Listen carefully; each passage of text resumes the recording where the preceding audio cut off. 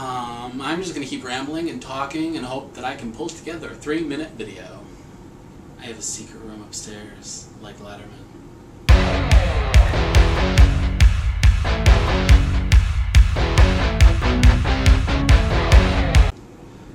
Hey guys, it's Wednesday.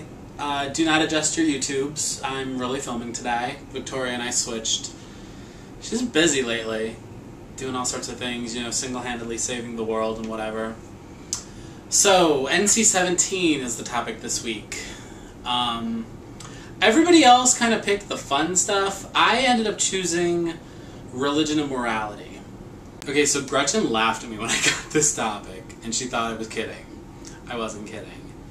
One of the points I think about religion is that you have a lot of situations where either the book has a religious undertone because the author is clearly religious, or you would assume the author is clearly religious, or religion is presented in a way that makes it look bad. I personally am not religious. I know there's a couple other people on the channel who aren't religious. I actually don't know if anybody on the channel is religious. And I think that in this day and age, there's a lot of people that have a kind of religious bias, and that sometimes comes across in writing. But on the other token, I'm not saying that every character who plays a Christian should be a holier-than-thou, fantastic character who does everything right, and blah blah blah. I said I'm not religious. That's not entirely true. I have 2 mantras I live by. WW and PhD. What would Neil Patrick Harris do? And WWBD. What would Buffy do? She teaches you to kick ass and not take it. Not take ass, I mean, that's gross. And like, season 2 finale of Buffy, when she killed her boyfriend and had to flee town, I felt like I had killed my boyfriend and had to flee town. And hey, that WWBD looks pretty good considering I wrote that with my right hand, and I'm left-handed. And how many of the Rebels are left-handed anyway? That's weird. Random. Any book would be better with Neil Patrick Harris in it. They should just give him like his own channel. Instead of NBC, it should be NPH. I think the thing with morals, when you talk about morality in young adult fiction, there's 2 camps.